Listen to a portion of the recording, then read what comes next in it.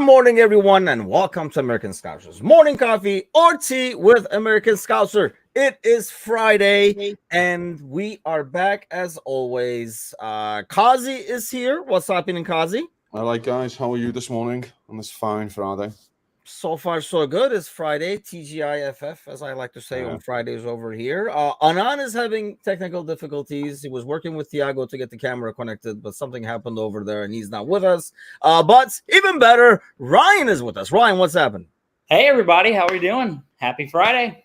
Happy Friday. It is Ryan. If you have not followed it, is actually one of our new writers on the side. And yeah, there is Anand in spirits only.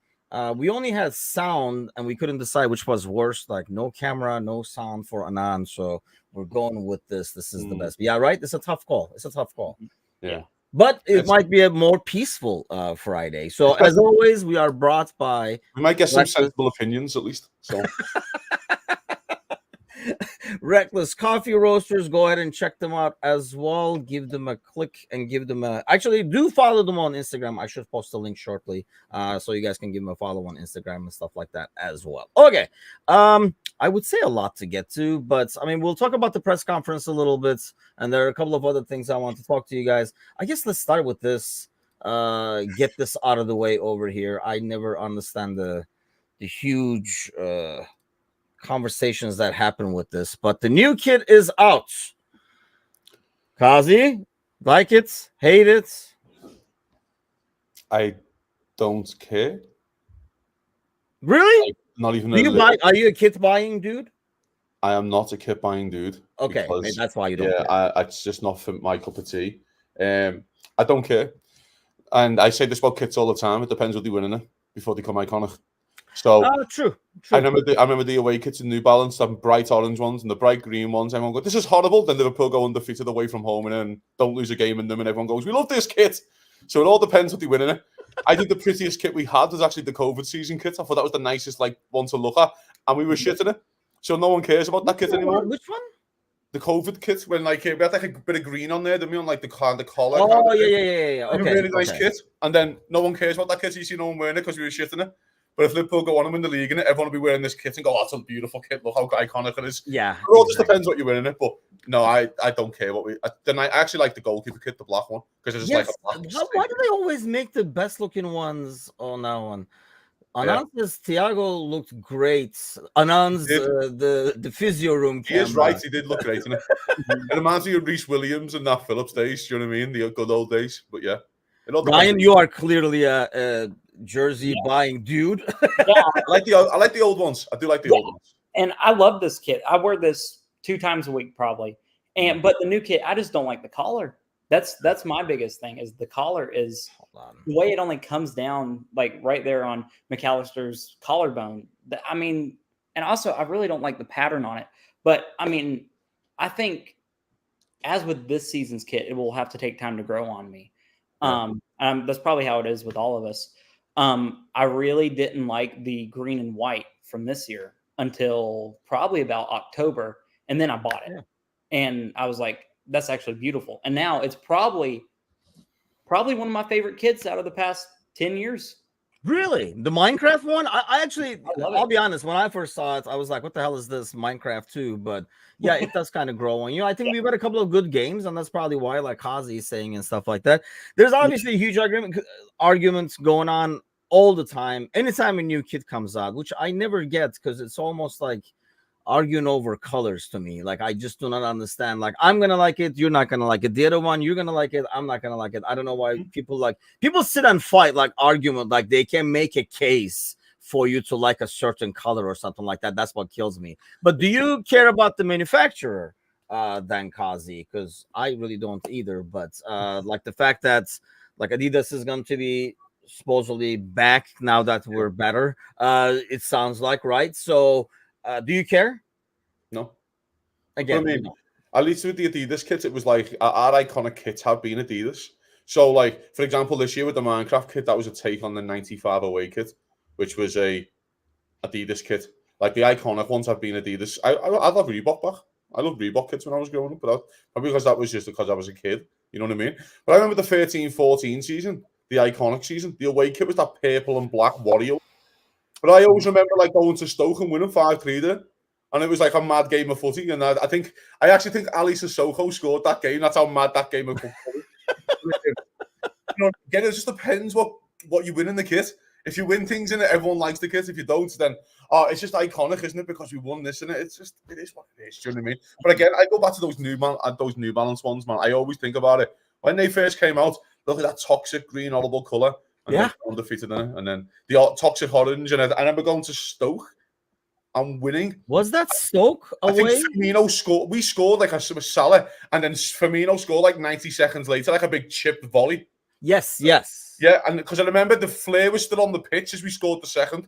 Like Liverpool threw a flare on, and then the flare was still on, and he comes running to the crowd, like rising through the smoke, like, look what I have done for you. Do you know what I mean? And just seeing pandemonium because Liverpool have barely won at Stoke in years. Just like certain memories. I remember like the toxic green kit going to West Ham away, and Sturridge rounds the keeper with a step over. It's one of the best goals you'll see. We won 4-0 at West Ham away. The toxic kits I liked because I actually wore that as my indoor kit because the team was green. We had to wear something green, and I was like, I'm rocking this. Yeah. And which is my complaint about it because the New Balance kits were not very good quality, personally, I thought, because like when you used it and use it regularly and wash it a lot, like the lettering will peel off, and that's what I've had pretty much with every New Balance, almost every New Balance kit I've had and worn a lot. Let's do it that way. That was the flinging something Bobby Samurai. Yes, honestly. If I just watch old clips of Bobby Firmino for the next hour, if that's okay, which I'm completely fine with. You know what? Actually, I didn't get to wear it today, but a while back, Brandon Chase, who's actually the guy behind our logo, had made a design for American Scouser with Bobby on it. So I'll be rocking that shirt next episode, and we'll put it on the website as well because it is really cool. Serzi says, "Welcome, Ryan. Please don't dig up Thiago Nunez or Szoboszlai, and you'll be fine." Yes, there you go. Which I mean, it's kind of hard to do these days. But okay, let's get to you with that, Ryan. I mean, the biggest argument that everybody makes is the fact that New Balance, because they didn't have a lot of clients more than anything else, were making the kit for us, whereas Nike is kind of making a kit and adjusting it to different teams. They really don't care, is what I read yesterday. I really look at it like this. I don't care who makes our kits. I think it really has more to do with the individual brain power behind the kit designers. That's really what matters, And now you do have certain qualities, like different qualities come in with different shirts, like Nike. I really do think that right now for like sports clothing markets, Nike probably has the best quality on the market right now. I think that's probably the top of the top. I think Adidas is probably catching up. And I mean, if we even look back, Adidas has had some of the best kits. Yeah. But Nike's also done great for us. I mean, that's probably a controversial opinion, but I really like, what was it? Was it 2020, 2021? Mm-hmm. Was that our away shirt with I've got it hanging up in there right now. The cream one, the away shirt, was that? Yes. That's an excellent shirt. That's the best kit they've done. Best kit they've done. Yeah, easily. I love that. Also, like I think it was our home shirt that year, or with the blue on the collar. Was it 20? Do you know why you like that kit so much? The green one. It's because we beat United 5-0. It just brings up memories. It just brings it. You're like, oh yeah, remember that? Yeah, that's what kids do. No, honestly, when that thing came out, I was like, man, you can like wear this out, and not even look like you're wearing a kit. That's their play on the 96 away, isn't it? I think it's the 96 away. Yes, that's what it was based on. Yeah. But yeah, I think again, it all depends what people wearing. I don't understand with the quality and stuff like that. You don't want your letters falling off and shit like that. Yeah. But the one thing I will give Nike is that the goalie kits have been really nice. I remember the purple goalie kit. My daughter's got it. And it was like, oh, I can buy this for a girl, not just a standard red one, because it was like a nice purple color. Like 2 years ago, was it? Sexist, isn't it? Sorry? Purple with the girls? Isn't it a little sexist there? I mean, listen, she can grow up to be whoever she wants to be these days and age. If she wants to identify as a lamppost, that's on her. You know what I mean? Oh, that's great. Is she like one of those like a pink and purple only girls or what? Oh, no, she's more fucking else. She's got more football kits than she has dresses. Yeah, and unfortunately, it's like I'm going to start calling her like old slugger soon. And she's going to go, I think Dad wanted the boy. I like, you know what I mean? Serzi says that Nike makes their kit in Bangladesh and New Balance. Well, I don't care where the hell New Balance makes them because apparently the kids in Bangladesh have better quality and they make it better than the Europeans. But like I say, I never had that issue with any of the Nike kits. I did have that in New Balance. I guess my biggest beef with New Balance was even New Balance stores, which are, very rare to find, didn't have any Liverpool stuff. And I think that's what like kills me is you got to be able to. It would kill me to go to a store, like even if it is like as basic as Dex, and you have like you have every freaking team over there except Liverpool because they would not have it out on retail locations. I think that's changed a lot more. I mean, it doesn't. I mean, I guess you can always buy it online, but it's different to go around and see your kids as opposed to look at PSG's every kit over the last 10 fucking years and not one Liverpool's kit in sight. That's the power of Nike for the start. I do think Liverpool should have done something with the Jordan brand like PSG did. I do think Liverpool could have pushed for something there. Or I know Liverpool have got the LeBron thing going on, so maybe that's why they're not doing the Jordan thing. But again, it's just all a bit. I remember when I first came here, I couldn't find a Liverpool shirt anywhere. Then they got traded to Nike, and then it was like, oh, I could actually go into like JCPenney and see a Liverpool shirt, which was like weird to me. Like I can see them in Ross and places like that even now, and you're like, oh, this is like a random Liverpool T-shirt there, which is nice. Listen, it is nice, but again, it's Liverpool are growing exponentially, and if it's going to go back to Adidas, then I'm sure there's not going to be no more LeBron collabs. Yeah, I mean, we'll find somebody else who has Adidas probably and do it with them. Yeah, I mean, but I'm okay with, like I say, that was my biggest thing when Nike got announced. Everybody was so upset about it. Gordo says it makes it funny though when you go to a proper Nike store and you see all this. Yes, I do understand that, and I do, but that's the deal, right? Then you got to go to a smaller company like New Balance, who doesn't have a lot of contracts, who can then say, let's put in a lot of time on this. Whereas like Nike, Adidas and stuff, I know how like original Adidas stuff will be. Like I say, just pay the money, sell the kits, whatever you guys got to do. That's really all I care. But any parting thoughts on that before we go to the press conference? Can we stop having grown men argue about what a kit looks like that a 19-year-old running around it? We have bigger things to worry about. And by the way, I'm a big fan of the club coming out and saying, and this is something I actually want to thank the club for. They don't pick the price of the kits because I think the children's kits went about 18 to 20% for the price of the kids' kits. So a child's kit now is like 120 English pound, which is like holy cow for the full kit. And I think the club will come out and try to distance themselves from the pay rise and went, that's not on us. That's all Nike. Like, we don't make that decision. That's all Nike. So fair play to the club for doing that. But yeah. So the prices went up also like 18 to 20%. Do you buy that though? See, like I would be like, doesn't the club have I don't know. some kind of hey, we gotta cap this though kind of an ordeal? I know. I maybe I don't know, but again, the club have made this supposedly it's not an official statement, of course. It's more of a statement through like reporters. That, you know what I mean? Like basically, you've got like the close guys, like and not really a Pierce, but like a Paul Joyce and stuff to kind of put it in comments, kind of thing, because that's where they get it from. That's where those reporters get it from. You know what I mean? Yeah. So yeah, if that's the case, then great. And then also next year, Adidas haven't got much to go off, because if Adidas come in and lower the price by 20-30%, then people will be happy anyway, won't they? So. That's true. I mean, and then it would be like a look, the new guys came in kind of a thing. Actually, that's a smart move by them if they did that. But okay, let's get to the Spurs game over here. Press conference. Looks like Bradley a possibility. Jota no. Van Dijk is a doubt. I guess let's start with you on this, Ryan. I mean, what are you looking to watch? Like when you watch the game, obviously you want the boys to win and stuff like that. Are you watching for a specific player? Are you watching for certain stuff? What are you watching? Typically when I'm watching the game, I'm really just kind of looking what I want to see. I think to me, the most important thing, especially with this team since January, when Klopp announced his departure, is I want to see drive. That's what I want to see. I want to see the players like getting up off the ground, shaking it off if they get injured, and just pushing on, unless it's something serious. You know what I mean? But I want to see drive. I want to see, like with Nunez, I think that's the reason that we still support, some of us still support Nunez, is that look, I'm a Nunez fanboy.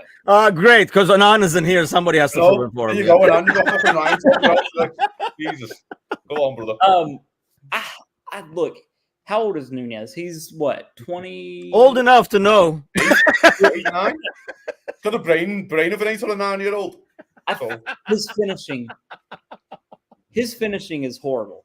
I think I'll even admit that. It's horrible. I mean, I don't think I have ever seen a single player. I don't think I've ever seen a player with so much potential, but so much potential wasted, if you get what I'm saying. Yes. Like, he has so many opportunities to score, probably better than Haaland. He probably has better chances than Haaland to score, but somehow almost every single time he misses it. And I feel like it's a thing where if he's got a clear shot on goal, he's going to miss it. But if he could be 50 yards back, and if he shoots, he's going to score. You know what I mean? Like, he scores. But what do you want that in your striker? Or No. do you want to see a striker? I don't know. Like, I always go with this, right? I mean, I got this feeling with very rare people. Like for Liverpool, I think Little Rush, like when I first saw, I mean, that was one person where, like, if there was a rebound, even if it wasn't on the screen, you would know he would pop up and tap that into an empty net. You know, like when it almost feels like when Jota is one-on-one. Yeah. You Michael almost Owen. feel like you can almost like anticipate the corner is going to go to and the goal is going to go there. That's why I won that game where we couldn't score. Even Jota missed. I'm like, I know we're fucked now because even Jota missed. Finish, so Ryan, I guess since you still hold hope for Nunez, mine has diminished a lot. And the more I read and learn about Slot, probably Nunez's hope is diminishing too in terms of what he's going to want from him. What makes you still have hope after 2 seasons? Like, what do you think is going to change he's going to change? Great question. It is what I have faith in him. I mean, that's simply it. Like, what is faith I wanted to have faith in him. I'm losing mine, so I'm hoping somebody will be like, hang in there, bro. Like, faith can't be an answer. Faith what you see in him, but you think Liverpool can. Where do you think his best position is? That's the best part. I guess, yeah. I think his best position's probably through the middle. You think he's down the middle? Okay. Middle. So do you think he's good enough to lead the line for Liverpool to Premier League titles as the number 9? At this state, no. But I think he can be developed. I mean, look at this season compared to last season. It's not that much of a difference. But he has scored a few more goals. He's got a few more assists. But, I mean, I've had faith in him still this season. I mean, my faith at the beginning of the season was up here, and it's dropped down to about right here now. I mean, it's depleting, but I hope we can give him at least half a season next year. I mean, with Slot coming in, who knows what he's going to do. I think Nunez will be gone, though, by next summer. I kind of agree with you a little bit because I do think there's other pressing matters to have first that Liverpool have got to deal with. As much as I want Nunez, like I don't believe Nunez is good enough to start for Liverpool week in, week out. I kind of agree with you. I do think there's other pressing matters that Liverpool need to deal with first. But I think his best position is left-hand side. Like what? Give me one. I think one is easy, I guess. But Liverpool like, where do you rank that issue? Probably 5th or 6th. I think Liverpool needs 2 centre halves. I think Liverpool, if you lose Matip. Okay, that's one issue. What is the other issue for? Like, what others? Like, 5 is low, man. I mean, there's like 4 was the top. That's why I'm asking. Yeah, of course. But I think that Liverpool probably need another left back. Liverpool needs to make a decision on Costas this summer, and then Robertson is getting towards that age as well. Liverpool needs to make a decision on right back. You need to commit to Trent at right back or not, and then just make the decision now this summer while the new managers come in and you can completely rip it up. You start again this summer and you go again. I think the midfield is another one. Liverpool need the number 6 badly. Endo can't. I don't think Endo's a great backup option for Liverpool, but he shouldn't be starting as a number 6 week in, week out for Liverpool. I also don't think he has the legs to do that. Liverpool have a decision on Salah to make this summer, so Liverpool might need the right hand side of the player. So before you know it, actually Liverpool, if you're going to do a rebuild team, because something major is happening in the summer with the manager leaving, you may as well just rip it all up and start again. That's my thing. When you try and glue it all back together still and go, no, we can still do this. When you start to look at it, Tim, there's actually 3 or 4 or 5 major issues in the squad which you need looking at badly. And again, I think Michael Edwards will hate Darwin Núñez because he's all about the stats and the figures and what he can get out of players and stuff. Yeah. And he goes, well, you should get me fucking 50 goals a year. Like, you should get me that, but you're not getting me that. So I think that's why he hates him. I'm looking at these reports over here, and you should have like 30 goals. At a minimum. So I do think there's a part where Michael Edwards will hate him. But again, I do think there's other issues around the squad that we have to deal with first. Dave says, "Let us continue to be the rare faithfuls." Ryan, I mean, fight a good fight, my friends. I mean, here's the thing, right? And Kazi, you said this before too. You want him to do well, and Kazi from the get-go has hated on Nunez. I'll give him that. I was kind of like, hey, he needs time and stuff like that, and you do see. I think what he has going for him, and fans have been behind him, and the fans still love him. I mean, how many players get this much love despite doing up this much, right? I think the last few weeks, bro, it's starting to diminish. I think a lot of even local fans have started to be like, lad, you're getting away with murder. We've given you chances and chances, and we've given you time to get it right. It's been fucking 2 years, He's probably played like 80 games now, 75, 80 games. It's like, there's only so much we can give you. And that's the thing, but I mean, like Ryan, you're saying basically what you want to see out of a player, attitude-wise, he gives you. So that's since you look for that, like effort, effort, running. The last month he stunk the game out. He stunk the match out the last couple of months. Mate, but I'm not talking play. I'm talking effort. He had 4 touches second half against Everton. He couldn't even be arsed. Yeah, I'm sorry, mate. I don't put that on him not being arsed. I'm sorry, brother. Nah, man. This thing of like he works hard, he runs into fucking cul-de-sacs. He's the one who starts the press when he shouldn't start the press. How productive that effort is, I guess, is the issue. Okay, Ryan. exactly. That's why I've lost a little bit of faith in it, because I mean, you can put me out there. I'm going to run as hard as I can too, but will it help the team? I'm not. No. Sure. Hey, let's back up. What do you mean no? You never know, Kazi. You never know. I might do something. You might get a goal like Darwin when the keeper kicks it against him. Remember that goal he scored a few weeks ago? He kicked. I can't remember the game it was. The keeper kicked it against him and it went in. One of those ones. Yeah. I might get one of those. I might get one of these tap-ins because I'll calm myself down to shoot. But so Ryan, yeah, you're gonna have to be the lawyer for Nunez here, because I mean, we all wanted him to do well. And I gave him probably more time than, for example, someone like Kazi because of that effort. And it was like, once he sees 1 or 2 go in, it's going to get better. So we had that Newcastle game. We were like, here we go. He's here finally. And then, nope, he's gone for another month. He gets a goal. We're like, there we go. There he is. And then, nope, he's gone for another month. So when is this guy going to show up? Probably. I hope that at the end of the season, like for the next, we got 3 games left. Yeah. I hope that we see something absolutely like a miracle come out of Nunez, just out of his foot, just absolutely brilliant. But I really don't think, I think that what we do is maybe we give him the preseason and then, I mean, maybe look into August or maybe at the latest January to see if we can't get rid of him. Because, I mean, I'm looking here, he's got 11 goals this season.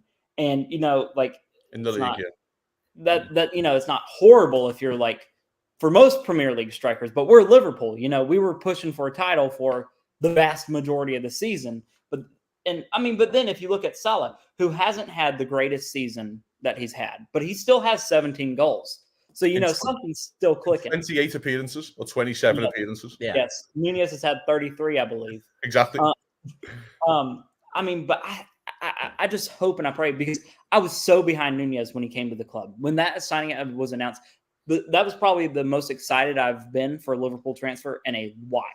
In a while. That was like I was like, and I was watching highlight reels and I was watching like just, different little things of him. And he showed so much potential. And I was like, okay, maybe he's not the best right now, but he can develop. And so I think part of me is still looking through with rose-tinted glasses of the past onto, the time when we started, when he joined the club. But, I don't think we will see much development probably until he's got to put in work over the summer. So next season. Can I ask you a question, Ryan? Mm-hmm. Should you take 50 million from him? No. You wouldn't take 50 million for Darwin Nunez? Well, I was running away with it already. I was like, going to the bank. I think you're in the ballpark 55. So, an extra 5 mil. You're splitting hairs a little bit. But I mean, everyone's got a price. Would you swap him for Ollie Watkins? Yeah. Yeah. I mean, really, if we do this game, not a lot of strikers right now you wouldn't swap him for. Would you swap him for Ivan Toney? Yeah. But Brentford are 17th in the league, 16th in the league, and just swap him for their number 9. Now, yes, and I don't disagree that he's not playing like a bottom half a striker. I don't disagree with that. Yeah, but I just want to hold out and hope. And there's something about, and now I do hate whenever he misses a big chance and then he smiles. I think that's kind of ridiculous. Like, why are you smiling? Like, I get hold your head up high, like I get that, and I get shaking it off and all that, but there's something about the smiling. And that's another thing. That's one of my biggest, like, you see, Klopp's #1 fan. I love Klopp. But whenever we're down 2-0 versus Everton and he's sitting over there just smiling on the sideline, like, there's nothing to smile about. That's his nervous, like, you got to be shitting me smile, I think. Yeah, I think it's like, but I mean, here's the thing. We want him to do well. And I think I'm trying to think of it as, I think, when it's your player, I mean, I have that issue. Kazi clearly doesn't. But, in terms of, like, you want him to do well. You want him to give another chance. Come on, it's coming and stuff. But I'm thinking of it like, if you're outside looking in, if he was signed by United or Chelsea or somebody like that, I mean, we would be like, they fucked up on that one. It's probably what we would say. He's Timo Werner. That's all he's ever going to be. He'll always miss big chances. He's always got the ability. He's got pace to burn. He'll work hard like Timo Werner does, but he'll miss big chances. And there's a reason why Timo Werner's at the level of Spurs and then RB Leipzig, and he's not at Liverpool or Bayern Munich. Do you know what I'm saying? Like, that's the difference, because that makes you be a top player, is putting those chances away.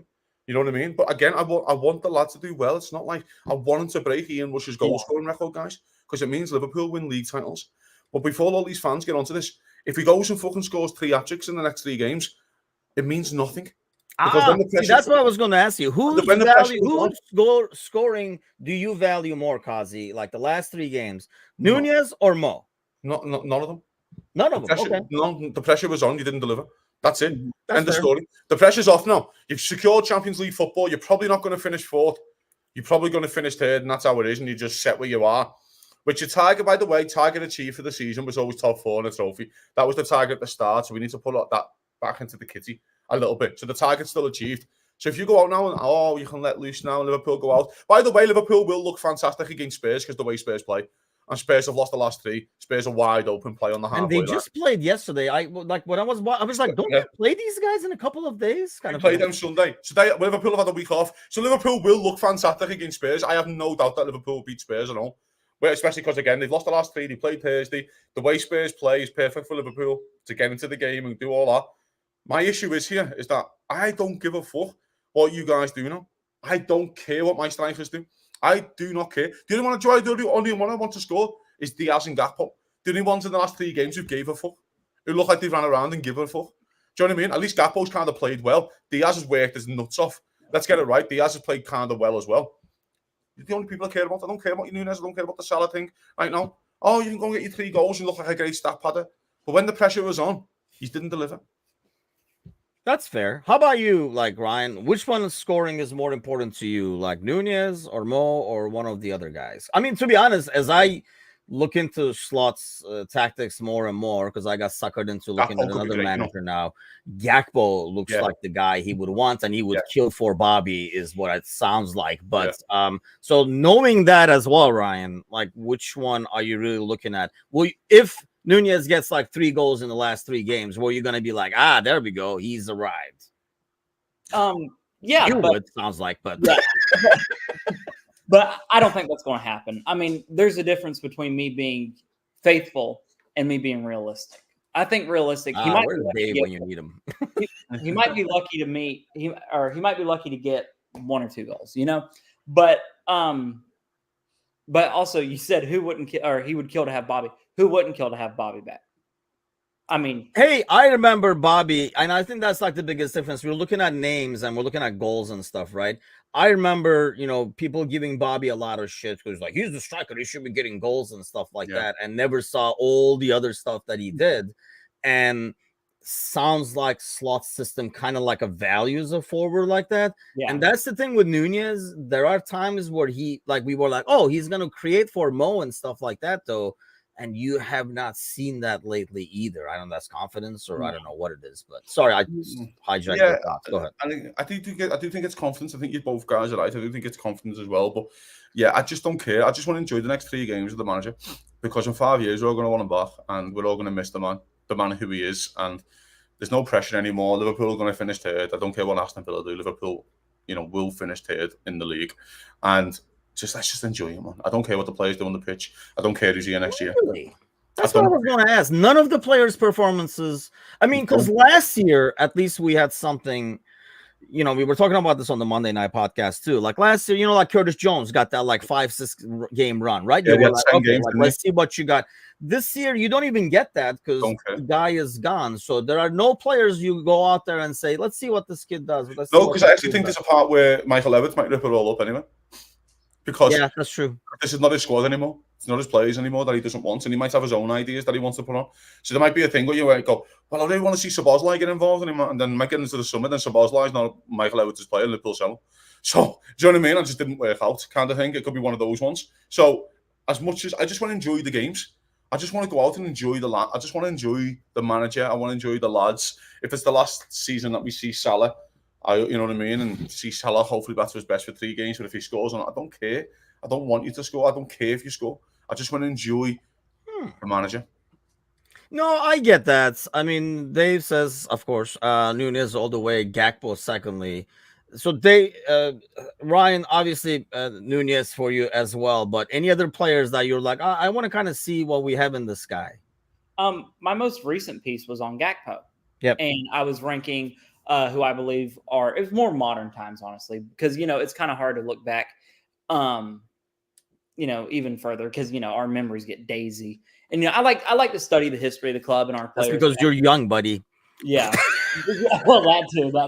But I'm talking about even back like 10 years. I mean, granted, I was only like 8 or 9 then. All right, okay, fucking hell. Yeah, exactly. Calm the fuck down. You haven't got the fucking hair to Gerrard slip in your mind. Fuck you.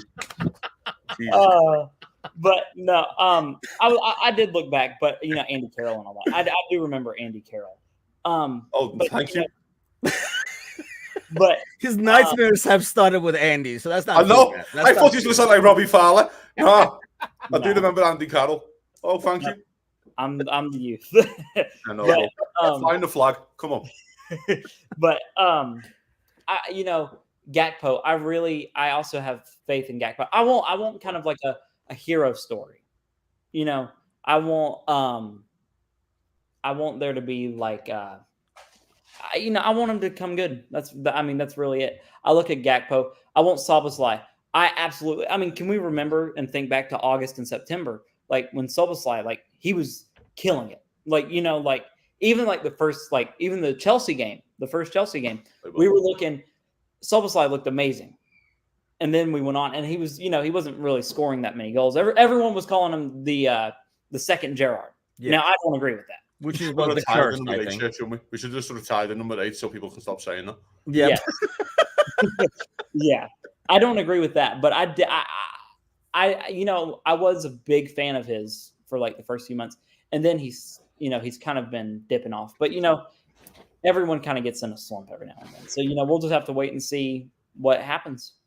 So I guess is that the problem that we've had? Do you think? I mean, we talked about. And this is probably a conversation that we'll have a lot over like after the season ends. But is that the problem we've had? Do you think, Kazi? Like people slumping all at the same time with nobody to carry? Because there are times where, I was talking about this. I think it was like on Monday morning. Like even 2-3 seasons ago when we had Mo, Mane, and Bobby, there were times where you got. Mane would get goals like back to back, and then he would go quiet, but then you would have more. And suddenly Bobby would get in the scoring thing and he would start like doing stuff and all that. Was that the problem this season? Basically, everybody slumped with nobody to save the boat. Towards the end, you'd say yes, but I don't think it's the slump as such. I think it's the injuries that did murders in the end. They've just come back to bite us on the arse. I think Jota and Trent came back a bit too late in the season.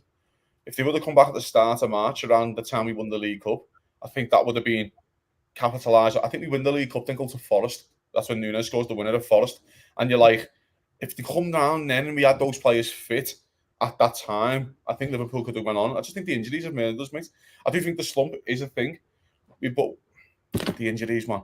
You have Joel Matip in the form of his career, then does his ACL, he's out for the year. And everyone forgets about the Joel injury, and then Robertson goes away, never injured, and does his shoulder, and he's out for 3 months. And Trent's the same, and Mo Salah hasn't been injured in 7 years, goes to Egypt and gets injured. And I think Mo Salah started 5 games since January.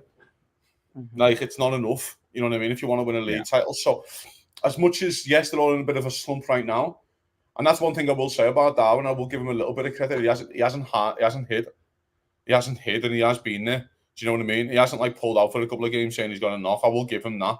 Do you know what I mean? So, but yeah, I just feel like they've all kind of caught up with us a bit too late. We got Endo in the squad a bit too late, but now he looks like he only played 3 months of football, and he looks fucked. Endo looks absolutely ruined. He looks like he's begging for the season to end. He came on in the derby and stunk the place out for 45 How late do you guys play over here? Jesus. I know, mate. This is the thing, I know, and I'm sure we're against the TNT thing with the both coming to it. But yeah, I mean, I just feel like that's all caught up with us in the end. But it still doesn't mean that this season was a success. As long as Liverpool win a trophy, I was always call the season a success. So. I know we talked about this before. I'm like midway through, I aimed higher, and maybe that was a mistake then, but it still feels like a letdown at the end. I think, you give me the scenario beginning of the year, I'm like, sounds good to me, and I'll sign off on it. But if I give you the scenario 3 months, if I give you the scenario and say the managers are here next year, you'd take it. It's because you want the romance. You want the romance of the Klopp big ending. We all wanted the romance, but football isn't that romantic anymore. I don't know. Honestly, like the Klopp leaving thing doesn't affect how I view the season. I'll be honest with you. Like, I'm not like, oh, let's send them off with trophies and stuff. Like, I don't care if we send them off with trophies. Let's win trophies, and he can stay and he can go. You know what I mean? So my thing was more, like this was something that's we'd be okay with beginning the season, but not 3 months ago. And I can't go back and be okay with it now. I mean, I have to suck it up and be. I guess that's the 3 months ago, we were starting Bobby Clark and James McConnell, and you know what I mean. It's we were starting Connor Bradley, who came through, and Kostas Tsimikas, and so 3 months ago, as much as Liverpool were getting over the line in games, it was always going to catch up with us unless we got these players back sooner. I think maybe that's what it was. We were like, oh, and that was the issue, right? We're winning with kids. Just wait till the big boys get back. And we were like that. When the big boys get back. Tony says suspect Van Dijk is looking to move on. Not only with Van Dijk, Ryan, but do you think the passport is going to make a difference once Slot comes in terms of Van Dijk especially? But will it help Gakpo and Gravenberch and stuff like that, or really it doesn't matter? Like, should Nunez be going for like a dual citizenship, see if he can get a Dutch passport before Slot arrives, or does it even matter? I don't suspect that loyalty is really much of a thing anymore. And in any sport, really. I mean, money is now really where everyone starts to, that's where everyone, because loyalty only goes so far. If I come at you with, 400 million, I'm sure no matter what your loyalty is, you'll take it. Sold them. I'll sell Kazi for $400. Oh God! But the money, I think that if you look at Liverpool, we haven't, we've won trophies, but we've won the Carabao Cup, we won the FA Cup, the Community Shield. We haven't won the Premier League, we won. We won the Premier League, and not. I got you, bro. I'm kidding. I'm talking about like the last 3 years. It always reminds me of the Jose Mourinho thing when he was there at United and he was going like this in the Europa League final because he won the Community Shield, the League Cup, and the Europa League. The best treble of all time. Yeah, go on, bro. I think that the players are going to start looking for they're going to start looking for better places to go, because Salah, he's starting to approach the end of his career. I think he's going to start looking for, he's on the final stretch. Yeah. He's fair. I would say he's past his prime, but I think he's going to start. That's that. Yeah, I know that's probably. Ryan, I'll answer that in the shortly. Go on. But I think he's going to start to look, settle down probably. And going to Saudi, there's a lot of talk back and forth about, is Saudi good? Is Saudi bad? A lot of people, it's a very hot topic. I'm not going to get into because I don't want the internet coming after me. But it's his homeland. Guys with chainsaws. it's his homeland, like Egypt and the Arabian.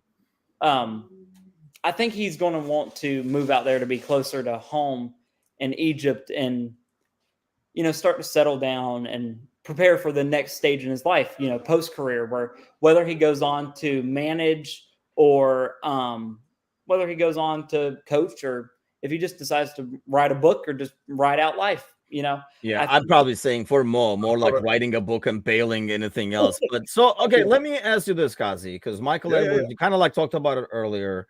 And obviously, this guy might stay, I'm personally I mean, in some ways, while some people don't fit, then you have pieces like Carvalho or maybe Szoboszlai who didn't fit the current system as well and stuff like that, that the new system is probably better suited for. Maybe. I mean, I am not expecting that much of a rip apart and rebuild.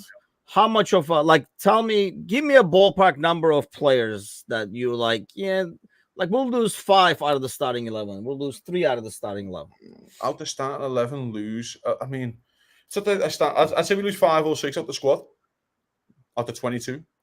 And then but I mean, if you're counting, I don't know, like Matt. If you look at the team, the keepers, you might sell Kelleher to cash in. Yeah, you know what I mean. Would you, by the way? Sorry, I would keep him. I would keep him because I always think because Alisson's always got an injury, So I would keep him for that anyway. But if you sell Kelleher, Adrian's leaving on a free anyway. So you need 2 keepers. And then you look at Kostas Tsimikas, you might want to cash in on him while he's had a good season and buy a proper full-time left back, which could potentially replace Andy Robertson. You have to make a decision on Trent and Conor Bradley. If Trent's going to be a midfielder, okay, so there's your option. So it's Conor Bradley your first choice right back from now on. Matip's leaving on a free, coming back from a horrific injury, probably the right time, which is unfortunate for him. Kanate loves a knock. Absolutely loves an injury. He was meant to be the second coming for 10 years at Liverpool. He can only play 25 games this season, so that's not good. Van Dijk's got 12 months left on his contract. You have a decision to make. The only one who actually looks certain is Gerald Kwanzaa. If you go into midfield, Endo's 31. Looks like he only played 3 months of Premier League football and he's done. So you need But you don't expect those guys to leave necessarily. I mean, I think Endo will be here next season. I mean, somebody from Germany comes in and gives 20 million for him or something. That's what I'm saying. But you have decisions to make all around the squad, is what I'm saying. So the decisions might be, well, I've actually got these lads I quite like first. So I might just make a tough decision and sell a Van Dijk. I don't want to sell a Van Dijk. I'll give him a new 5-year deal. But, I mean, you might make Michael Edwards might not think like that. Do you know what I mean? You actually look at Liverpool's 4 midfield signings last year. Was Endo, Gravenberch, Szoboszlai, and McAllister. Only McAllister's been a success. A raving success. Yeah. So Liverpool might make a decision on the rest. I want to see what they want to do. Liverpool have other decisions to make on Carvalho. What do you do on Carvalho? I have no idea. You go into the front line. Mo Salah's got 12 months left on his deal. Liverpool, Luis Diaz and Gakpo, you'd expect to be here. They got a big decision on Darwin Núñez, and if someone comes in with big money for Diogo Jota because he's always injured, you might have to make a decision on him as well. So before you know it, Liverpool have 8 to 10 decisions on the squad, which they have to make this summer. Mm-hmm. And by the way, this is another part for Michael Edwards, and I'm sure the fans know this. Michael Edwards didn't come back to Liverpool in February and go, I should start watching football again. He's been watching football, and he probably has been watching Liverpool, who's one of the biggest clubs in the world. He has been watching us. He knows what's going on. He's not stupid. He's a very clever man. And this is why I don't understand when we were all happy when Michael Edwards comes back to Liverpool. I'm like, it's fantastic that he's back. And then he picks Arne Slot to be the manager, and you're going, don't like that. And you're like, do you trust the man or not? Do you trust him to get a decision right or not? I trust him as long as he agrees with me. Exactly. I trust him when he agrees with me. Exactly that. So Liverpool have a decision to make, mates, all around the squad. Liverpool on the sly have 8 to 10 big decisions to make. I think you do Kostas now, and I think you need a left back, a big left back. But I guess my thing is, if Kostas is gone, I'm not taking that as, man, Edwards is really ripping it up. I'm more like he's cashing it off of who he can. You've got one left back, so you need a left back. Yeah. So it's either, okay, this will just keep Kostas then, or we're going to sign a backup. So it's either you spend 50 million on a left back and do a job, or you go to Liverpool. Well, do you do Conor Bradley now, and then go and sound like a Frimpong, for example?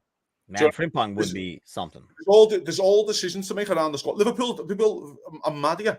Liverpool centre-half positions are fucked, and no one sees it. I'm sure Michael Edwards is. Matip's leaving on a free. Kwanzaa probably needs a new contract, so you've got to weigh Kwanzaa in for the big deal now, because he deserves it, by the way, and earns his new deal. Van Dijk's got 12 months left, and you've got another centre-half who can play 25 games a year. Who's in the worst form of his career right now? Yeah. So Liverpool and somehow you kind of push Gomez out of that centre-back picture, right? Like you made him a right-back, left-back. The other one with Gomez is that what's your decision with Gomez? Because he hasn't played right-back, centre-half all year. Maybe once or twice. He's played left-back or right-back. I think he even done a game in number 6. Am I remember that correctly? He played in the DM role one game, didn't he? There's actually a decision about that one as well. So Liverpool have decisions all around the squad that you've got to make this year. Do you know what I mean? So I just think it's not as set as you think. If you're going to do a rebuild, though, Tim, it's good to do it now while the manager's going out the door and a new manager's coming in. Just do it now. Don't wait 12 months of the last dregs of this squad, and you've got to do it then. I'd rather you just go, we're doing a rebuild now. You know what I mean? And you've got to swallow it for 12 months. We'll get Arne Slot under the table. If you do, for example, if you get Arne Slot in, make 2 signings and keep all these lads on, and Liverpool finish 6th, everyone goes as shit manager. Right? But if you get Arne Slot in, you make 6 or 7 big decisions in the squad, get some new players in, everyone can sit there and go, we're in a transition season. We'll give the manager time. Yeah, that's a good point. So it's all mentality as well that you've got to get around the fans. Do you know what I mean? That's where the mentality comes from. So if you're going to do it, just do it now. I think it's one of those, I mean, you got to rip the Band-Aid off and not do it. And you would think, if Slot is coming, a lot of conversations were already had in terms of, either Edwards telling him, hey, here's what we're doing, by the way, or, Slot telling him, hey, here's what I would want to do, by the way, kind of a thing. It's not like they're going to be like, well, why don't you guys settled in, then we'll talk about the squad. Exactly. Get your office all set up, and then we'll talk about the squad. Get your plants in the corner and shit. But so tomorrow, not tomorrow, sorry, Sunday. Should we talk about TNT? Oh, yes. Well, you talk about TNT because when I heard TNT Sports, I think somebody wrote it on Discord. I'm like, you have got to be kidding me, because I think it's one of the few channels I do not get right now. And then somebody said, no, this is TNT over there. I was like, thank freaking God, because I have Peacock. But a lot of, in the press conference, a lot of hate from especially Klopp, talking a lot of shit about TNT and stuff like that. Didn't like how they approached them, their attitude towards the sport and stuff like that. Is that TNT specific, or is that just him yelling at clouds overall because of the overall attitude towards the players? And, I think it's a big part of this. So for people who don't know, because again, I know an American friends here don't really know how it works in the UK. TV rights happen. The Premier League go and negotiate the TV rights for billions of pounds. But a part of the TV rights is the TV companies get to pick their slots. They have time slots, and they get to pick the teams that play in those time slots. And the teams just basically have to follow it. Yep. That's a part of the contract that the teams also signed up for. So TNT have picked Liverpool a lot for the 12:30 kickoff. BT, by the way, that was BT Sport. Just for fans out there. It was BT Sport who got changed last year, rebranded. So that's how it works in the UK. The TV companies pick the times, they pick the teams that they want to see. Of course, they want to pick Liverpool and City because they're the most viewed teams in the world, apart from Manchester United. So Liverpool have had 38 early kickoffs, I believe, since the manager's been in charge. The next nearest one is 31 with City. Out of the 38, 27 have been Liverpool away from home. Now, as much as that is a lot, by the way, when the nearest team's next to you 7 games behind, and most of them are at home, Liverpool have been away from home. So the manager's always had to be in those bonnet, as you guys know, about the 12:30 kickoff. Do they have, I didn't mean to cut you off, but do they have something where they also have to show, I don't know, like in the contract, where they have to show Forest 4 times? So if you're going to show Forest 4 times, why don't we pick the Forest versus Liverpool? Exactly that. Is that how it works? Okay, yes, that's how it works as well. So there's certain times they've got to put teams on. So they'll pick Liverpool or City when they play against these sides because they're going to get the viewership that way. Okay. So basically, Liverpool have been away from home. Now, the manager's big thing with that half-12 kickoff is when the teams play on the Wednesday. That's his big issue. And his point today was fantastic, by the way, because apart from his big rant about TNT saying I'm no longer going to be a subscriber, do not ask me to be a pundit, I basically hate TNT. His point was today, no English team is in the semi-final of the Champions League or across Europe. There's no UK side. I think Villa just lost, haven't they? Villa lost at home yesterday, yeah. So Villa lost. So, and his point was is that you can't take all. So when there's 4 English teams in the Champions League semi-final or around Europe in the UEFA competitions, you just can't go, well, it's because the Premier League's fucking really good and our high quality is this and our high quality is that and we're better than everyone else. But as soon as it doesn't happen, you've got to look at why it never happened. And when you see Pep Guardiola and Arteta, who have also complained about the turnaround of fixtures when it comes to the R12s, I think Pep had a big one last week, didn't he? Because of yes, he did. Why are we playing today? Yeah, yep. And he was fuming. He was absolutely livid. But no one's ever going to sit down with Pep Guardiola and explain the time difference between BBC, ITV, fucking TNT and Sky Sports. He's not asked. He's got too much on his plate. He doesn't care. All he knows is he's playing that time. He doesn't care why he's playing that time. He just knows he's playing that time. So what's happening now is that, and as Klopp said today, you can't take the credit then when we're all in the Champions League together. You can't take the credit, and you can't brand the Premier League as the greatest league of all time. But when we're out the Champions League, then let's look why. Because the players aren't rested enough. But what happens is, though, Real Madrid get time off. I don't know if you guys know that, but Real Madrid will get the week off. Yes. They'll get the weekend off and play on a Tuesday, the week after. So, for example, when it's a quarter-final, as you guys know, you'll play Wednesday. You'll have a week off, then it's the next Tuesday. So on that Saturday, they will not play. They'll just play the week after that. You know what I mean? So the La Liga are looking after their teams, the Spanish teams. Germany look after their teams when they go deep in the competition. They'll look after their teams. The Premier League don't.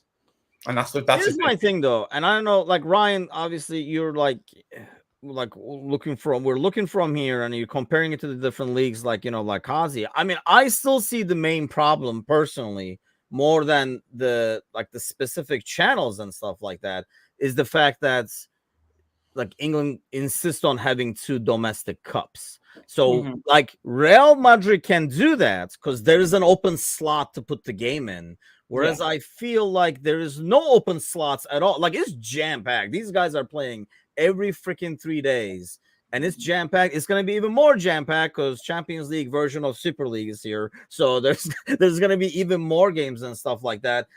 That's like, it's almost like in the beginning of the season, Ryan, the teams have to say, you know what? Yeah, screw the League Cup. And then, you know, just like play the kids there. Because otherwise, if you're in it, kind of like how we've been, you kind of wear down your players, and then it's inevitable that this time of the year, where those guys are still going strong, like in Spain and stuff like that, like Premier League players are starting to wear down. The percentage of how you you're already starting at 80% at best, kind of a deal. And now I'm actually glad you brought that up, because I've actually been thinking about something recently, and here's a little brain picker for y'all. We'll leave then. There's do you think so? My biggest problem with the Premier League is that exact point, and more English football in general, because it doesn't just affect Premier League. I feel like the Premier League, there's been so much focus on the big clubs. We're trying to give them more trophies so they get more games, more airtime, more revenue, all of this and that. I mean, because that's ultimately what everything comes down to.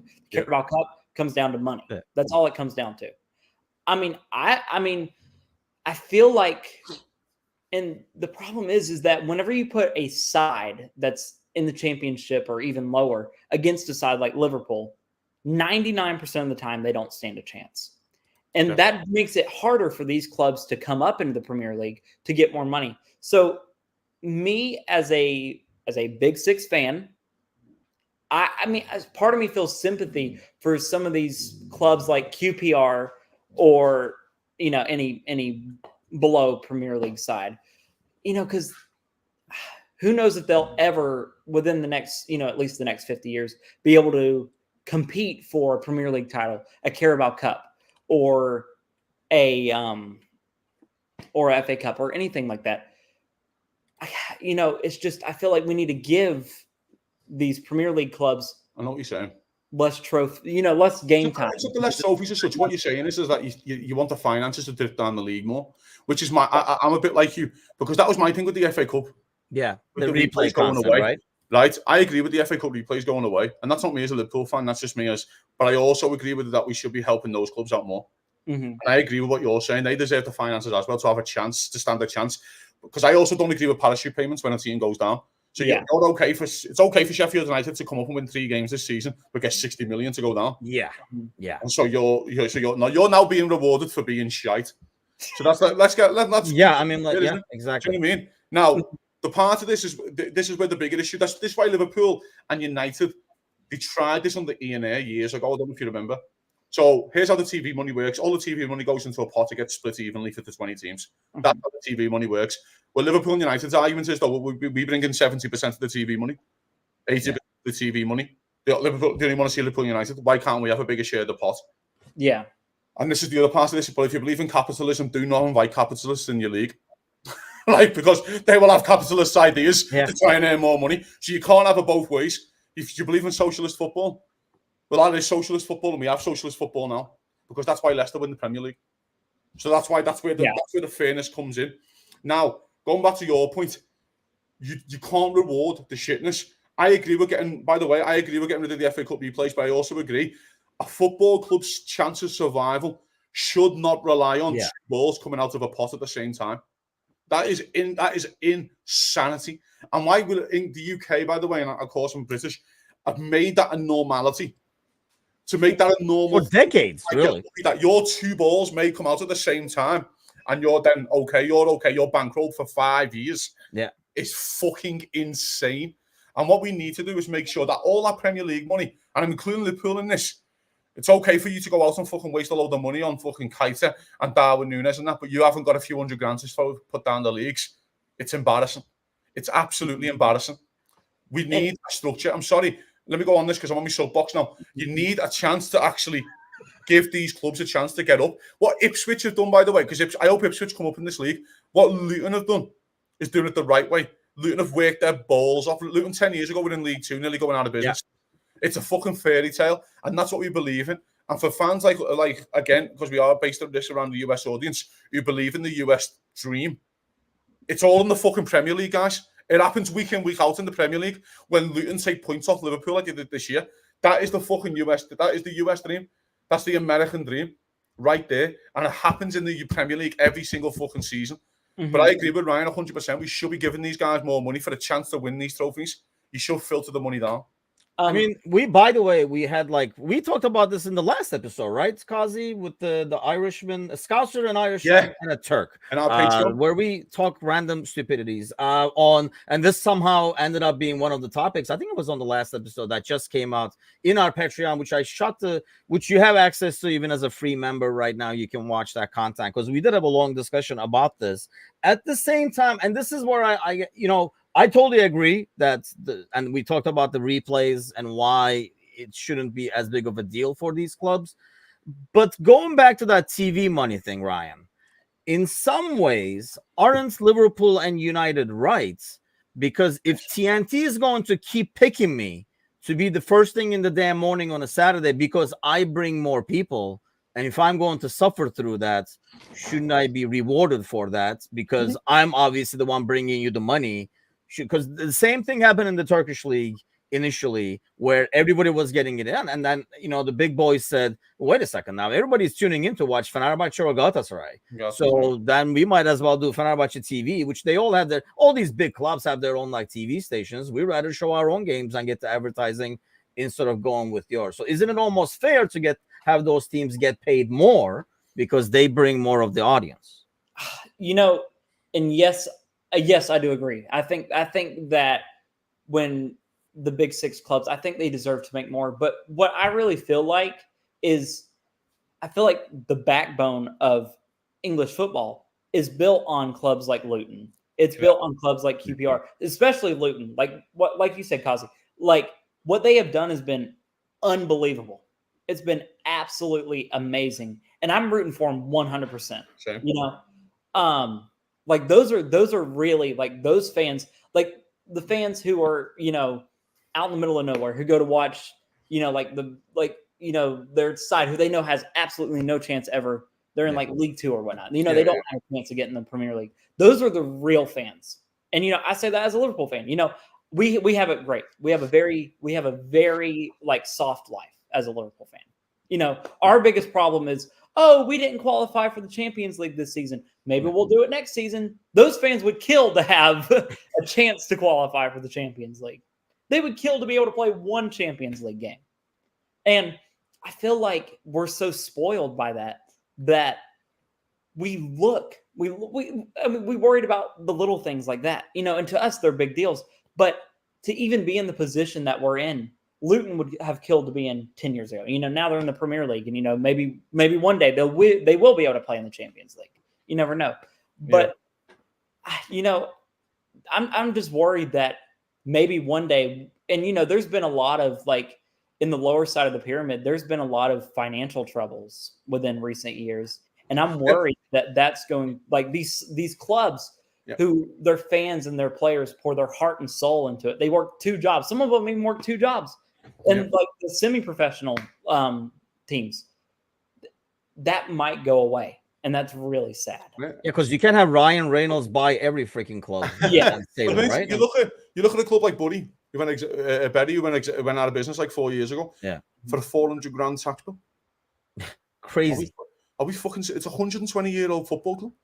It's 120 years old. Nunez makes that in a couple of weeks. Bro, it's built like that of miners. Like miners built that football club.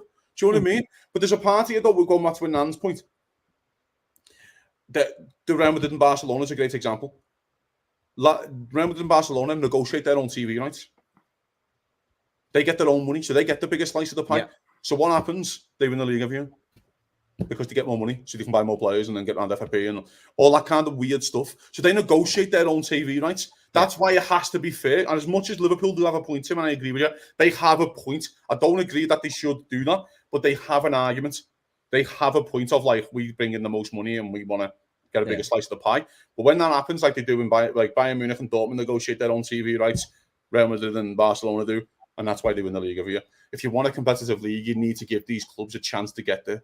Do you know what I mean? Like Villa, for example. What's Villa's target next year? If they finish fourth and they get over the line this year, Villa, what's their target?